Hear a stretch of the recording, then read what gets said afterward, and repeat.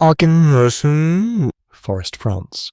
September 26, 1918, 0230 hours, and Private Frank Luke of Company G, 308th Infantry Regiment 77th Division, stands in a trench carved into the side of a wooded ravine waiting for the order to go over the top.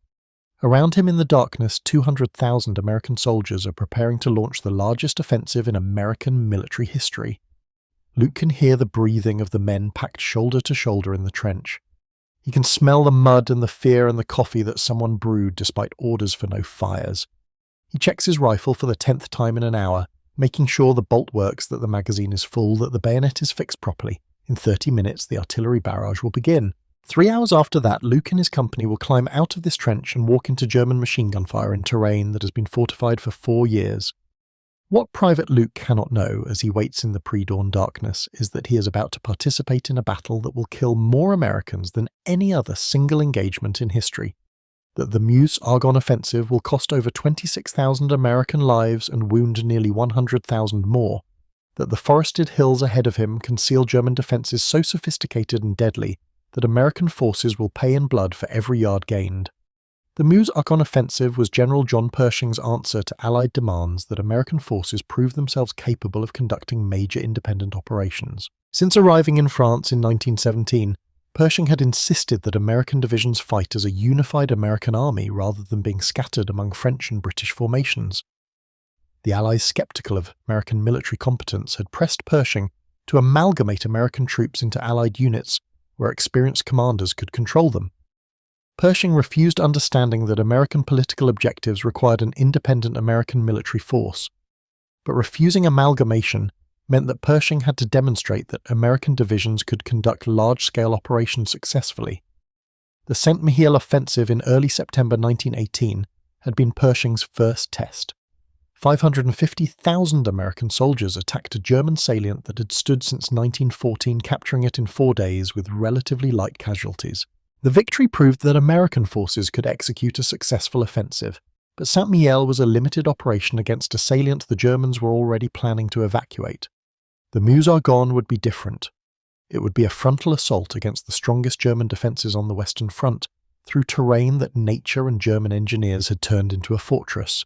The Argonne Forest stretches roughly 20 miles east to west and 15 miles north to south, a region of steep hills, deep ravines, and dense hardwood forests that in peacetime was considered among the most beautiful landscapes in France. But 4 years of war had transformed the Argonne into something from nightmare. The Germans recognised early in the war that the Argonne formed a natural defensive position. High ground provided observation over approaches. Thick forests concealed defensive positions from aerial observation. Ravines channeled attacking forces into kill zones. The Germans spent years fortifying the region, building not one defensive line but 4 successive lines each, more formidable than the last. The first line consisted of trenches reinforced with concrete machine gun bunkers and dense belts of barbed wire designed to slow and channel attackers. Behind the first line lay the Gisela Stellung, a secondary defensive system incorporating natural terrain features with man-made fortifications. Further back stood the Kriemhilde Stellung, named for a character in Germanic mythology. The Kriemhilde line represented German defensive engineering at its peak, with reinforced concrete pillboxes positioned to create interlocking fields of fire. Artillery positions were dug into hillsides and camouflaged so effectively that counter-battery fire could barely suppress them. Machine gun nests were sighted to sweep every approach. And finally, the Freya Stellung, the most northern line designed as a fallback position if everything else failed. Between these formal defensive lines, the Germans had created dozens of strong points, villages that had been turned into fortresses, individual farms where every building concealed machine guns, railroad cuts that provided covered positions for reserves. The Germans understood that American artillery would pound their front lines before any attack, so they positioned their forces in depth, ensuring that destroying the first line would only expose attackers to the second. German doctrine called for elastic defense, where frontline troops would resist initial attacks, then fall back to prepared positions, drawing attackers into kill zones where pre-registered artillery and machine guns would destroy them. The Germans had been refining these tactics for 4 years, learning through bloody experience how to extract maximum casualties from attacking forces. Pershing's plan for the Meuse-Argonne offensive was ambitious, perhaps dangerously so. The 1st American Army would attack northward, through the Argonne toward the rail hub at Sedan 40 miles away.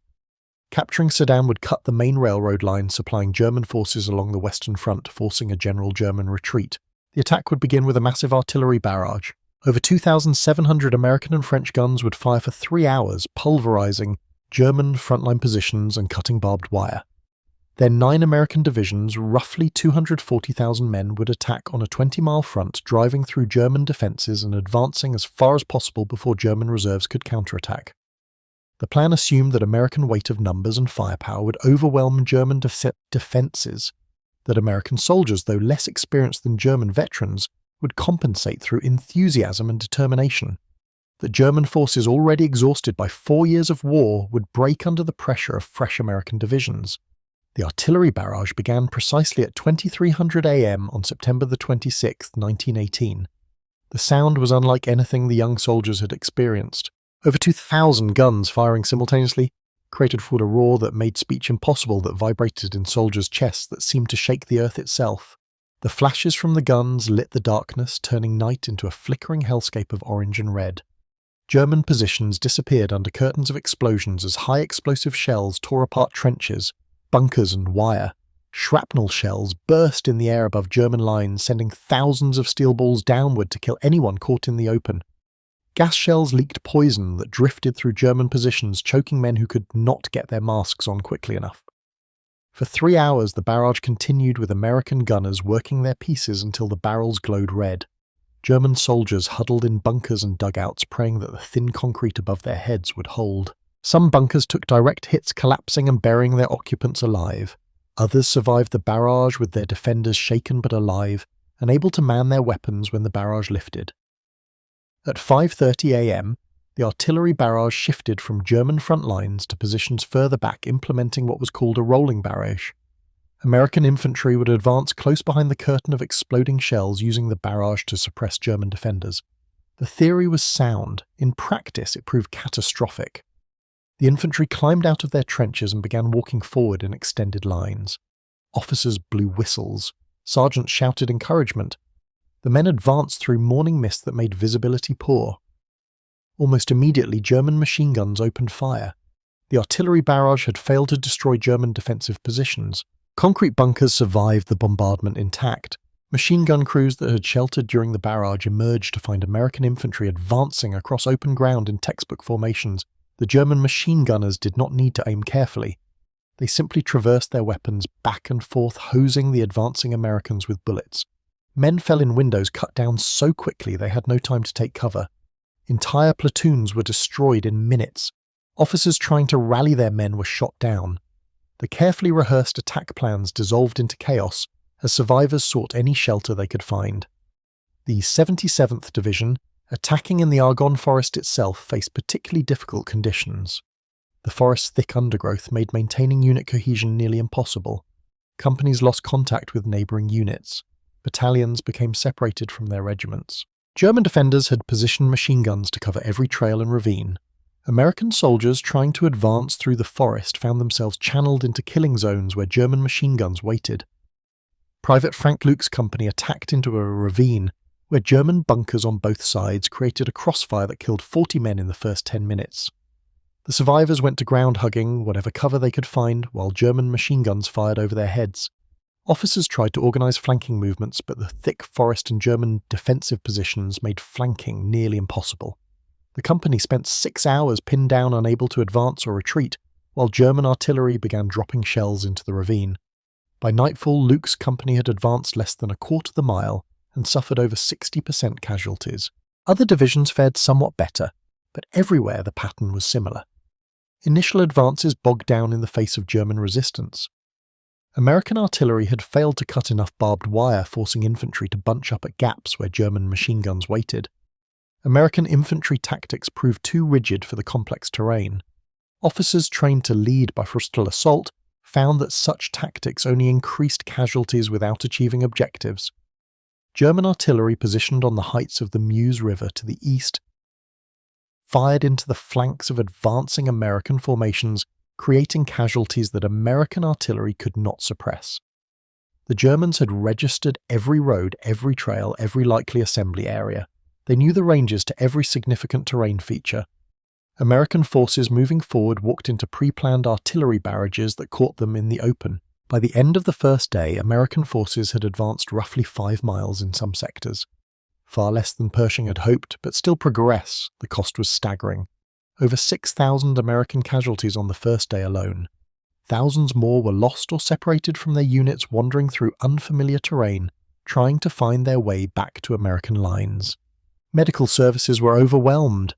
Aid stations established behind the lines filled with wounded, faster than they could be evacuated. Ambulances struggled along muddy roads clogged with traffic trying to get wounded to field hospitals. Surgeons worked through the night operating by lamplight, performing amputations and stopping hemorrhages in conditions that would have been unacceptable in peacetime, but were routine in war. Many wounded died not from their injuries, but from the delay in getting treatment. Stretcher bearers could not keep up with the number of casualties. Men lay in shell holes for hours, sometimes days before help arrived. Some died from exposure or shock, others simply gave up, losing the will to hold on. The logistical problems that plagued the offensive from the start only worsened as it continued. The Meuse-Argonne sector had been a quiet part of the front for years.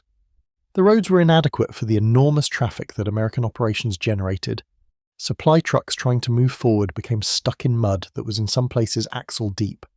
Traffic jams developed that stretched for miles with vehicles unable to move forward or back. Ammunition supplies did not reach frontline units. Rations failed to arrive, leaving soldiers going hungry. Most critically, artillery ammunition ran short. American guns fell silent while German artillery continued firing. The First Army's inexperienced staff struggled to manage the complexity of supplying over 500,000 men in combat. Officers who had never organized logistics above company level found themselves trying to coordinate the movement of thousands of vehicles, tons of supplies, and hundreds of thousands of men. Mistakes multiplied. Units received the wrong ammunition types. Medical supplies went to depots far from the fighting. Food shipments spoiled while sitting in traffic jams. General Pershing, watching the offensive bog down, made a fateful decision. Rather than pause to reorganize and resupply, he ordered the attacks to continue. Pershing believed that stopping would allow German forces to strengthen their defenses. That momentum must be maintained even at high cost. The decision reflected Pershing's determination to prove American forces could match European armies in offensive capability. It also reflected his understanding that the war was reaching its endgame. Germany was exhausted. The German home front was collapsing. If American forces could break through German defenses now, a general German collapse might follow. But maintaining the offensive required American divisions to keep attacking, even as they accumulated catastrophic casualties, even as their supply lines broke down, even as exhaustion and Spanish influenza decimated their ranks. The 79th Division, attacking the village of Montfaucon, suffered particularly heavily. Montfaucon sat atop a hill that dominated the surrounding terrain. German Crown Prince Wilhelm had used the town as his headquarters earlier in the war. The Germans had fortified Montfaucon heavily, turning it into a strong point that could only be taken by direct assault. The 79th Division, mostly composed of draftees with minimal training, attacked Montfaucon on the first day but failed to capture it. German machine guns and artillery positioned around the town destroyed American formations as they advanced up the slopes. The division attacked again on the second day with similar results. By the third day, the 79th had suffered such heavy casualties that it had to be relieved. The division that replaced it also took massive casualties before finally capturing Montfaucon. The hill that should have fallen on the first day according to Pershing's plan took 3 days and cost thousands of American lives. The 77th Division, meanwhile, had pushed deep into the Argonne forest, becoming dangerously overextended. On October 2nd, elements of the 308th Infantry Regiment under Major Charles Whittlesey advanced so far ahead of neighbouring units that they became surrounded by German forces. The battalion, approximately 550 men, found itself cut off in a ravine with German forces on all sides. Whittlesey sent runners back to division headquarters requesting support, but most of the runners were killed or captured. The surrounded battalion, later known as the Lost Battalion, endured 5 days of German attacks and artillery bombardment while subsisting on minimal rations and with many wounded men who could not be evacuated. American artillery trying to suppress German positions around the battalions accidentally shelled American positions, killing and wounding American soldiers. Whittlesey sent carrier pigeons with messages requesting that the artillery cease fire. The last pigeon, a bird named Cherami, flew despite being shot and delivered a message that finally stopped the friendly fire. The battalion was eventually relieved on October 7th. Of the 550 men who entered the pocket, 194 walked out. The rest were dead, wounded, or missing. By mid-October, the Meuse-Argonne Offensive had devolved into exactly the kind of attritional warfare that modern weapons and defensive positions made inevitable. American divisions attacked German positions, captured them at heavy cost only to face another line of German defenses beyond. The Germans fought a skilled withdrawal, making Americans pay for every village, every ridge, every forest. German commanders, understanding that the war was lost, sought to inflict maximum casualties on American forces, both to improve Germany's negotiating position and to make Americans question whether the cost of victory was worth paying. American casualties mounted relentlessly. Divisions that had began the offensive at full strength were reduced to half strength within days. Regiments that should have numbered 3,000 men fielded barely 1,000 effectives. Rifle companies that on paper contained 200 men went into battle with 60 or 70. The Spanish influenza epidemic that was sweeping the world hit American forces in the Argonne with devastating effect. The virus spread rapidly through the crowded trenches and camps. Men who were healthy in the morning could be dead by evening. The disease killed indiscriminately, striking young, healthy soldiers in their prime. Field hospitals, already overwhelmed with combat casualties, found themselves treating thousands of influenza cases. The medical staff itself fell sick. Doctors and nurses who had survived months of caring for wounded men died from the flu. The combination of combat casualties and disease reduced American combat effectiveness dramatically. Divisions pulled out of the line to rest and refit instead spent their time in quarantine trying to prevent the flu from spreading further. Pershing faced increasing criticism from his staff and from Allied commanders, who argued that the offensive should be halted. The casualties were too high, the gains were too limited, the German defences were too strong, but Pershing refused to stop. He replaced divisions that were shattered with fresh divisions. He reorganised his staff, dismissing officers who could not handle the pressure and promoting others who showed competence under fire. He visited the front personally, talking to soldiers and junior officers, trying to understand what was going wrong and how to fix it. Pershing recognised that American tactics needed to evolve. Early attacks had used rigid linear formations that made excellent targets for German machine guns. Gradually, American infantry learned to use small unit tactics. Squads would advance by fire and manoeuvre, with some men providing covering fire while others moved forward. Infantry learned to bypass strong points, leaving them for follow-on forces, while leading units pushed through gaps. Artillery learned to coordinate with infantry, providing walking barrages that moved forward just ahead of advancing troops. Machine gun units learned to provide suppressive fire on German positions, allowing infantry to advance. The learning process was expensive, paid for in blood, but it was real. By late October, American forces had fought through the Kriemhilde Stellung, the main German defensive line in the sector. The breakthrough came at enormous cost, but it represented genuine strategic success. German forces fell back to their final defensive positions. German commanders began planning withdrawals, knowing that American numerical superiority was now overwhelming. Fresh American divisions continued arriving, while German forces could not replace their losses. German soldiers began surrendering in larger numbers. The fanatical resistance of September had given way to exhaustion and recognition that Germany had lost the war. But even in retreat, the Germans remained dangerous. Machine gun positions would hold until the last moment, then fall back to the next prepared position. Artillery would fire until American infantry got close, then limber up and withdraw. German snipers picked off unwary Americans who thought the fighting was over. On November the 1st, American forces launched a general attack along the entire Meuse-Argonne front. By this stage, the offensive had become a pursuit rather than a battle of attrition. German forces were withdrawing as quickly as they could. American divisions advanced up to 5 miles per day, racing to cut off German retreat routes. The terrain was littered with abandoned German equipment, artillery pieces that could not be moved, supply wagons left behind, wounded Germans who could not keep up with the retreat, American soldiers advancing through villages that the Germans had occupied for 4 years, found cellars full of supplies that the Germans had not had time to destroy. The pursuit continued through the first week of November, with American forces approaching Sedan. On November 7th, American patrols reached the outskirts of the city. Sedan, the rail hub that controlled German logistics in the region, was within grasp. But on November 11th at 11 a.m., the armistice came into effect. The guns that had fired for 4 years finally fell silent. American soldiers who had been attacking that morning found themselves standing in fields and forests in sudden, eerie quiet.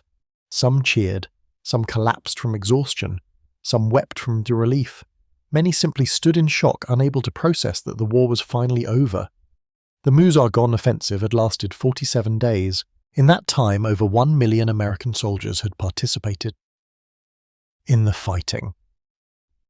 American forces had advanced approximately 40 miles, capturing thousands of German prisoners and enormous quantities of equipment, but the cost was staggering. Over 26,000 Americans were killed in action. Nearly 100,000 were wounded. Thousands more died from influenza. The American cemetery at Romagny-sur-Montfaucon contains over 14,000 graves, more than any other American military cemetery in the world, including those from World War II. The Meuse-Argonne Offensive remains to this day the bloodiest battle in American military history. The reasons for the high American casualties in the Meuse-Argonne are complex and subject to debate. Some historians blame Pershing's tactics, arguing that his insistence on frontal assaults cost unnecessary lives. Others point to the inexperience of American soldiers, noting that 70% of American troops were between 18 and 23 years old and had minimal training. American officers, many of them reserve officers called up for the war, lacked the tactical sophistication of experienced European commanders. American artillery, though numerous, was often poorly coordinated with infantry. American supply systems broke down under the strain of supporting such large operations. The terrain itself was extraordinarily difficult, favouring defenders and channeling attackers into kill zones. And German forces, though exhausted and demoralised, fought skillfully, making Americans pay heavily for every advance. But focusing solely on American shortcomings misses the strategic significance of what the Meuse-Argonne Offensive achieved. The offensive tied down German forces that might have been used against British and French attacks elsewhere on the front.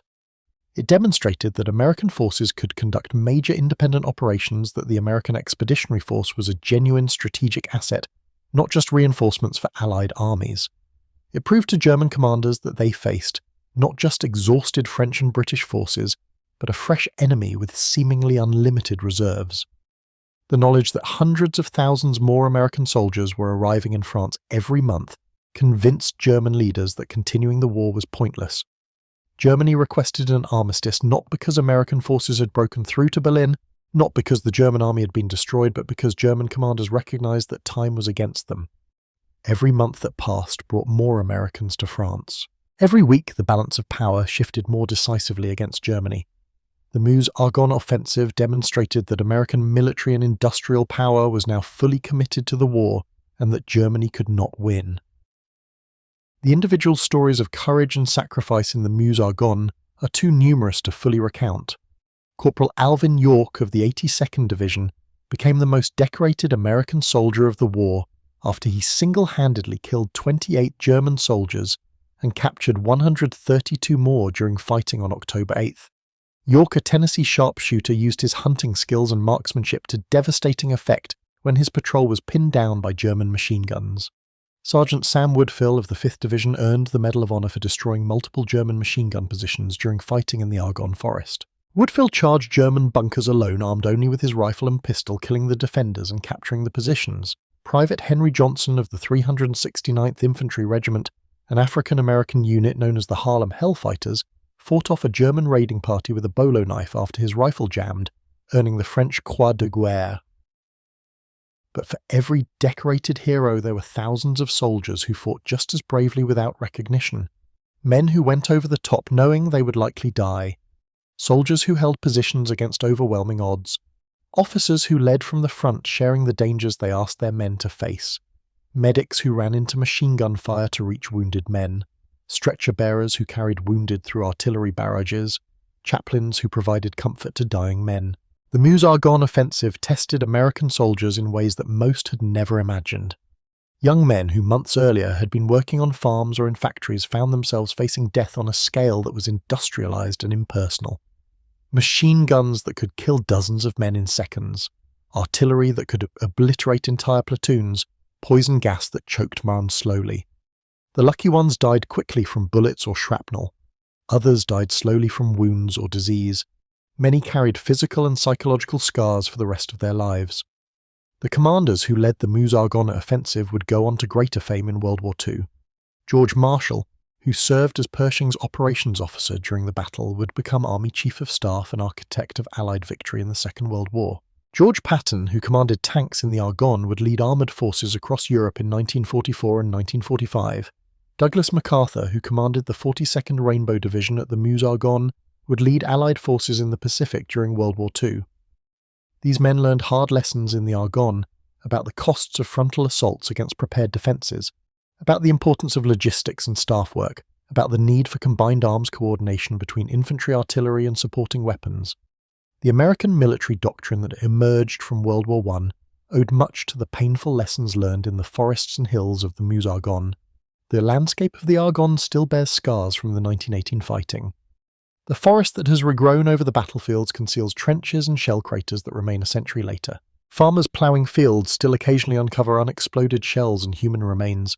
The American cemetery at Romania stands as a permanent reminder of what the offensive cost. Row after row of white crosses stretching across carefully tended lawns. Each cross marks an American who died far from home in a war that many Americans in 1918 did not fully understand. The cemetery is visited by far fewer people than the more famous American cemetery at Omaha Beach, but the Romania Cemetery holds more American dead than any other cemetery from either World War. Private Frank Luke, who waited in that trench on the morning of September the 26th, survived the first day of the offensive. He survived the first week and the first month. On October the 23rd, his company attacked a German machine gun position near the village of Grand Pre. Luke and his squad were advancing through an open field when German machine guns opened fire. His squad leader was hit.